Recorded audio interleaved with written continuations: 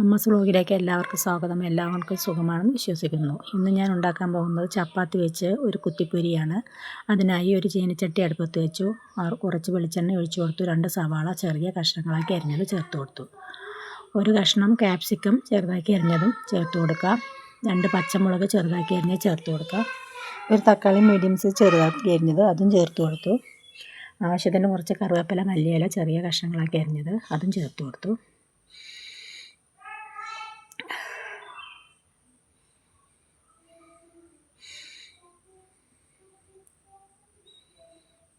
കുറച്ച് ഉപ്പ് ഇട്ട് കൊടുക്കാം.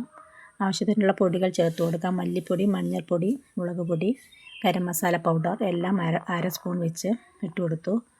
നന്നായി ഇളക്കി കൊടുക്കുക. ഇഞ്ചി വെളുത്തുള്ളി പേസ്റ്റ് ആഡ് ചെയ്യാം. 1 ടീസ്പൂൺ അതും ഇട്ട് കൊടുക്കാം. ആഡ് ചെയ്തിട്ടുണ്ട്. ഇളക്കി കൊടുക്കാം. ഇതിലേക്ക് 2 മുട്ട പൊട്ടിച്ചൊഴിച്ച് കൊടുക്കാം. നന്നായി മിക്സ് ചെയ്യുക. ഈ ഒരു റെസിപ്പി ഇഷ്ടപ്പെടുകയാണെങ്കിൽ എല്ലാവരും ലൈക്ക് ചെയ്യാനും സപ്പോർട്ട് ചെയ്യാനും മറക്കരുതേ. എളുപ്പത്തിൽ ഉണ്ടാക്കാൻ പറ്റിയ റെസിപ്പിയാണ്. പെട്ടെന്ന് ഉണ്ടാക്കിയെടുക്കാം.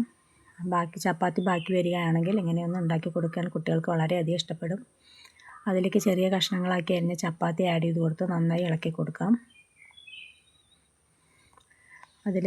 സെർവിങ് പ്ലേറ്റിലേക്ക് മാറ്റി അതിലേക്ക് കുറച്ച് ടൊമാറ്റോ സോസ് കൂടി ഒഴിച്ച് കൊടുത്തിട്ടുണ്ട്.